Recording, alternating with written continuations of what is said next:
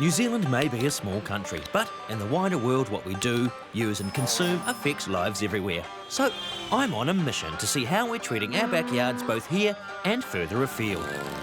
What are we doing to be cleaner and greener? What do we need to change? And what does the future hold? So join me to Radar as I go global. Don't worry, I'll plant plenty of trees to offset the travel. Now, where's my passport?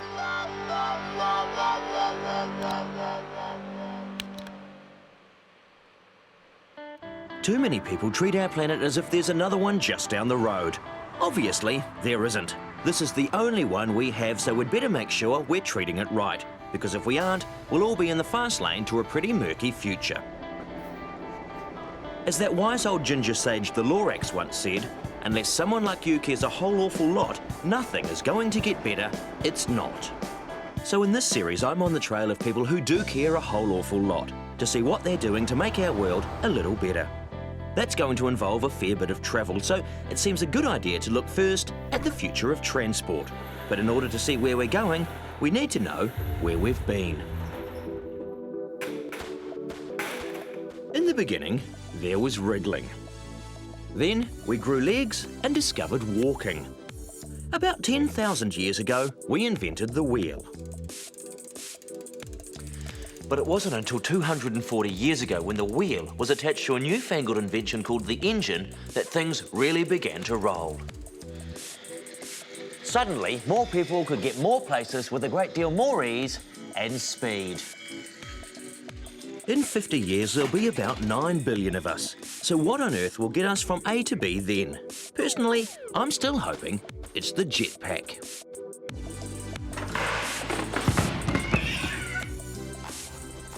The only problem with a jetpack is that it still requires fuel. But what about an aircraft that's solar-powered? Simon, the bright spark behind my trusty solar torch hat, is working on a prototype.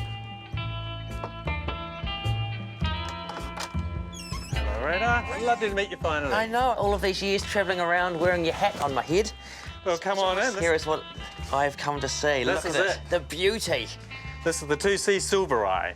It's your silver eye in the sky, solar-powered, of course. The smallest commercially viable solar-powered plane is what we're building here.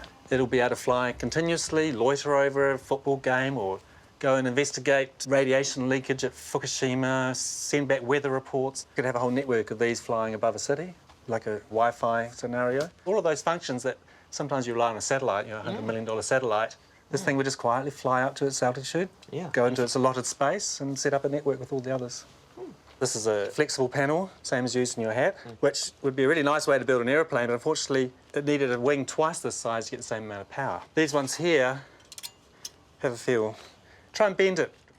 Oh. Yeah. Insanely fragile. Right, yes. We're building a wing here that has to be able to flex without smashing the panels. Where'd the love of solar come from? It's about as green technology as you can get. A tonne of sand turned into solar panels generates as much power as 500,000 tonnes of coal. Crikey. Yeah. That's a pretty good statistic. So it's definitely a clean energy solution for the world, really, isn't it? So that's our total weight, including the payload, 1636 grams. Everything is weighed, even the wire that we use to connect the solar panels. It's very much a balancing act of a number of variables. So there's our thrust meter, which is a fish scale. We have a battery which simulates the same power that we're getting from the solar panels. Here we go. This engine has been set up through some very careful calculations to provide the amount of thrust that we need off those solar panels. So we're looking at 610 grams there. Just enough to make this plane fly. That's an enormous amount of power from a very small energy input. Well, it's a very, very efficient engine. Oh, hi, Chris. Hiya, bro.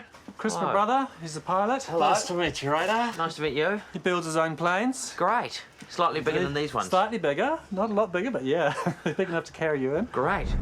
Others tried the thrill of building and flying their own machines. This monoplane was flown in the Wairarapa by Theo White. I got about 10 feet off and I sailed along for about 50 yards or so like that. Well, I was scared before I got into the machine, but once you get into the machine, you haven't got time to think of being frightened. Man could fly. A recent eco-friendly flight around the world used less than a litre of fuel every 13 kilometres. That's about the same as a hatchback. What kind of fantastical flying machine was it? It was a microlight. So this is classified as a microlight? Yes, it is. Because I always think of it as a deck chair under a lawnmower motor with a hang glider wing. Sure, sure. That's a little bit more sophisticated. Yeah, my father put this together, purchased the kit set, so it comes in a big box of a lot of aluminium parts and... And hopefully really good instructions. Yes. Shall we, is there a technical term? Commit aviation. Let's commit aviation. Okay, I let's like do that. it. I've put a lot of things together with my dad in the garage, but I'm not sure that... Sorry, Dad. You know, a plane. Microlights have a nylon fabric skin over a metal frame. Car makers are looking at the skin idea too. BMW are developing a prototype car that has a seamless skin stretched over a movable metal frame, allowing the car to change shape at the driver's whim. Who knows whether that will take off? There we have it. Aviation. We've done that thing that eluded man for centuries. Yeah. Would you like to do a wee bit of a whizzy turn, or just make sure there's nothing behind us? Okay. Right, I don't mind a bit of manoeuvring.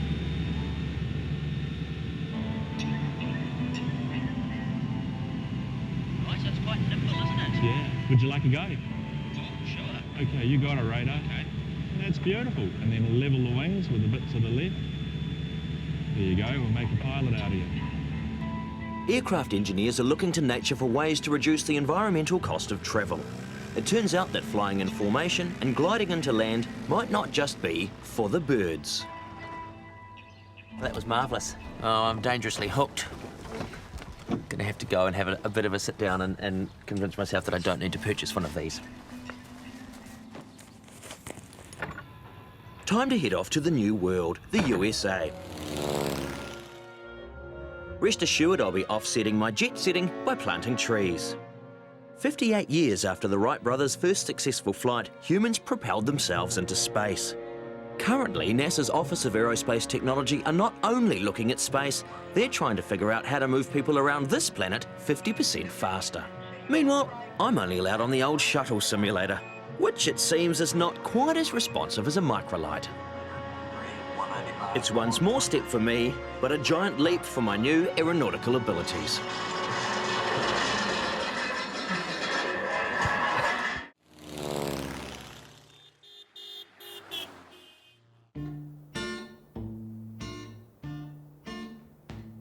So what's your name, horse? Oh, really? No name, eh? Guess that means I'm riding through the desert on a horse with no name. There is another form of transport that dare not speak its name. The same year that the USA created NASA and launched their first successful satellite, there were plans for a car that could do 8,000 Ks before needing a top-up, powered by nuclear energy. Yes, in 1958, Ford toyed with the Nucleon. It had its own nuclear reactor. The reaction to it? It never got off the drawing board. Goodness only knows what Ernest Rutherford would have made of it. This is the largest atomic cannon ever built. It has the capability of lobbing an atomic shell about 19 miles, which in many ways doesn't seem far enough. I don't reckon this comes standard. Millions of dollars worth of rocket technology, $2.80 worth of hose clamps. It's amazing to think that something the size of that could have substantially changed life as we know it. The first atomic bomb was dropped on Hiroshima. Nuclear power undoubtedly has its dark side, but some environmental experts argue that future developments in nuclear technology could produce oil-free, emission-free hydrogen fuel for cars. In the drive, so to speak, to promote nuclear clean air technology, they've even gone so far as to sponsor a race car to spread the word. The only thing that could have made this any better would have been if this car was powered by some kind of nuclear fission, but I suspect that would have been ridiculously dangerous. I don't think it gets any more American than spreading the word for clean nuclear technology via the medium of a race car.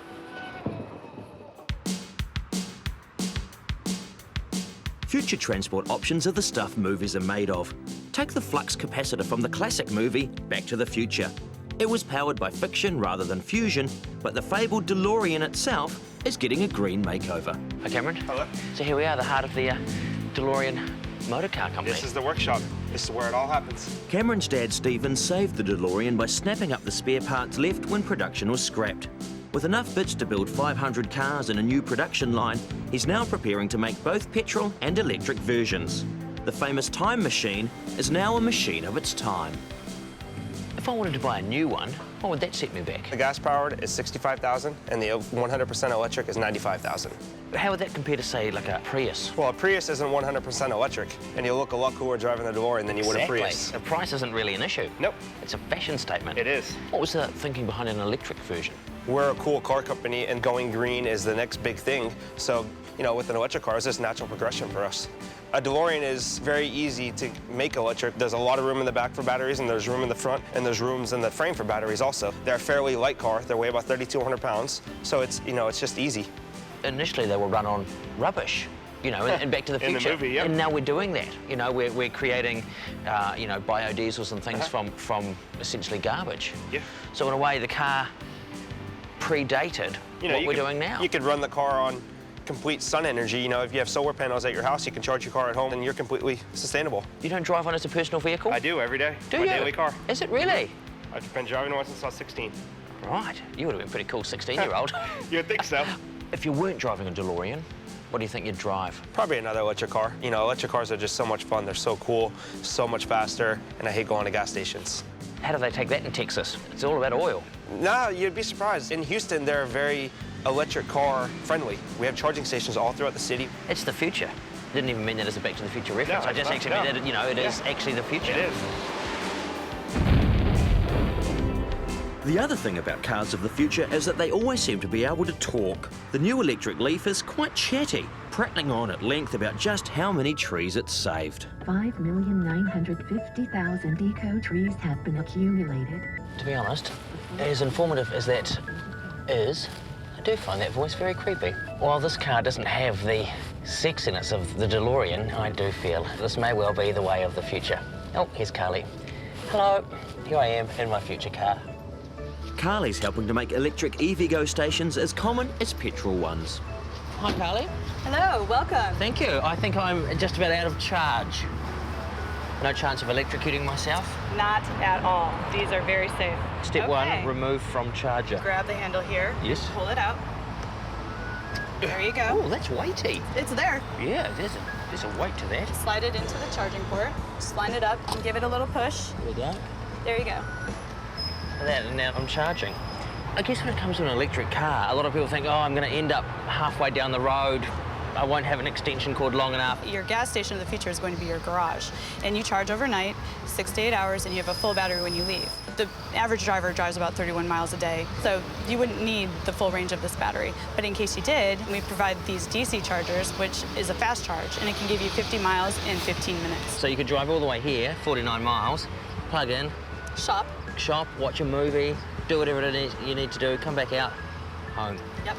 What about those people who want to go on a big road trip? It's about changing how you think about the electric vehicle. Most people will say, well, I need my 300 miles of range. But for a trip once a year to go to Chicago to see your family, you can rent a car to do that and save the cost of driving all year round just for that one trip.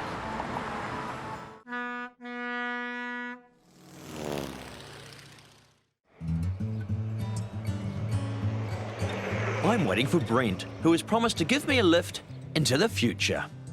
You see, after all that gallivanting around, it turns out that one of the most futuristic forms of transport is right here, just outside Rangiora.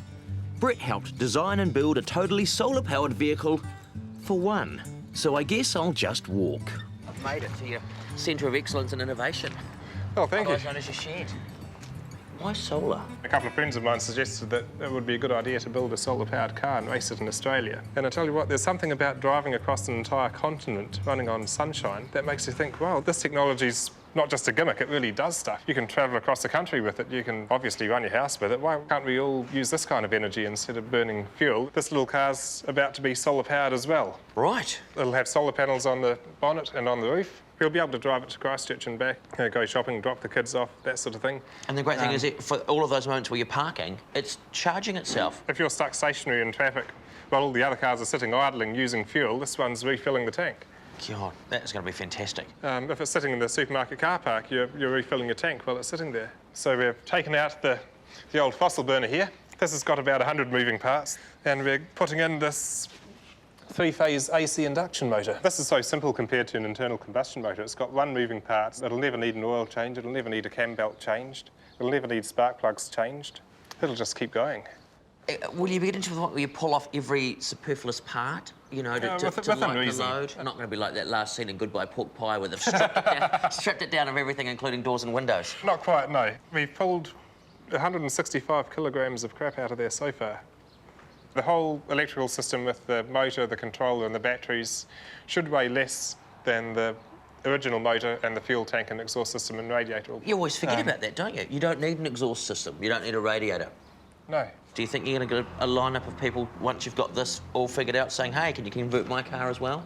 I'd like to think that doing this might spark more people to become interested in this sort of thing. I think that we're going to see an electric revolution with transport over the next decade. This is I actually feel a little bit like an astronaut. A little speaker thing, right? There, and pull the lever down. Great. Thank you. I'm about to drive into the future. Right. In my pod. Wow. This is the most futuristic I've ever felt. OK, well, look after it. Oh, I'll do my best. Bring it back in one piece. Good luck. Thank you. Didn't expect that noise.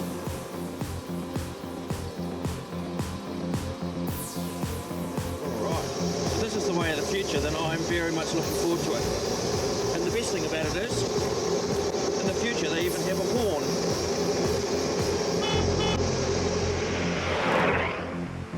Solar-powered cars and planes make for a pretty cool sci-fi future. But we already have eco-friendly ways of getting from go to woe that we've consigned to the scrap heap. I've saved mine from that fate, and Joska at the second-hand bike shop is happy to heal my healing. Morning, Joska. Hello, Radar. How you doing? Very good, thank you. That's a really lovely bike. What a classic. Maybe if you got a new paint job, you'd end up with a really nice machine. Perhaps I'll park it and I'll have a look around. Yeah, please do. It seems hard to imagine now that New Zealand had a reasonably vibrant bicycle building industry. It is, isn't it? These days, 99% of the bikes we get are made in Taiwan. And actually, they make some great bikes in Taiwan. But Master Cycle Traders was backed by the government, more or less, and they made all their bikes out of Glenbrook steel, which was from the West Coast iron sand.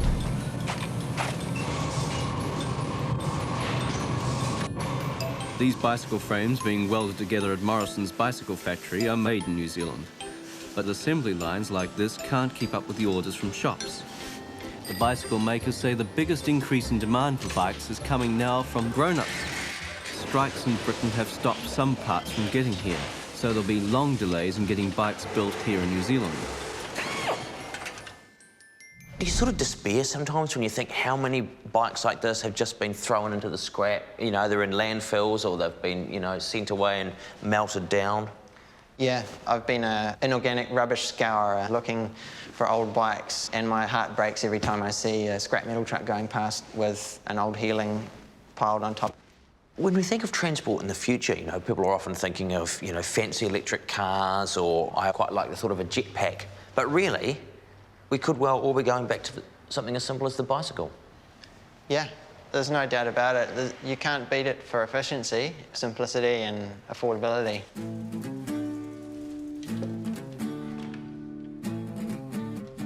Most people bring their bikes in to make them whole again.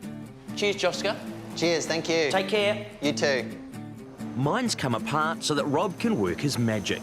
He's a former panel beater who reckons he can transform my old iron steed into a thing of beauty. He's going to make my bike appear as if it's been hewn from nature. Morning, Rob. Good morning. How are you? Oh, there we go. Look, shake hand, but I've got a bicycle tyre in it. And here is, as promised, the frame. Yeah, I think we can do something with that. Great. Yeah. How many years have you been doing the wood graining? I started when I would have been about 17. So a few. So it's just a couple, yeah. How did the bicycles start? Bikes are becoming a big thing now, and people are getting more... In the early days, you'd ride your bike and go down the road and hop off and just drop it on the ground and walk away. They don't do that now. They put it on a stand, look after it. Generally put a lock around it as well if they live in the same neighbourhood as I do.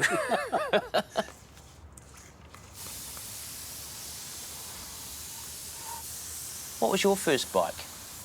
inherited my brother's old bike, which was ridden by Des Herrick, and he won the Seddon Memorial Technical College sprint race on it. Right. Piece of history. Wonder where it is now. I wouldn't have a clue. Like melted down, some scrap metal dealer.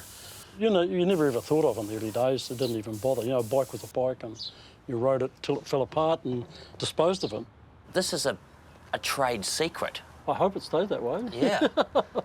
I feel as if I'm being shown the ways of like a wizard master of wood graining, because this is something that a lot of people want to know how to do, but you won't tell them. Right. And I've been sworn to secrecy. What's nice about it in this day and age of mass production, that here is something, there's still a secret technique, like paint alchemy, and people can't figure it out. And I tell you what, I'm probably going to be travelling around the world now, and people are going to go, how did he do it? Like, I can't tell you. I'm not allowed to say. There we go, look at that. That is absolutely beyond my wildest dreams. You're like the Michelangelo of bike painting. If you didn't know any better, you would be absolutely convinced that this bike was made out of beautiful timber. You don't get bored with it either. No, that's exactly right. Wow. With a paint job like this, I will actually be throwing myself under the bike should I be in any form of accident. Which I shouldn't be, hopefully, as I ride gently along the footpath. I'm pretty chuffed with how my old new bikes turned out. And I kind of think maybe if all bikes looked this good, people would be more willing to give up their cars. Although, to be fair, I'm not that optimistic. So if you are going to stay with your car, there's one simple thing you can do for the environment. Get your car serviced. More oil leaks out of cars onto driveways and roadways and thus into waterways every year than was ever spilt in the Exxon Valdez crisis. No chance with my bike, bit of oil for the chain, some cream for the chafing. Yeah, ooh, yeah, that's it. Oh, feel the burn.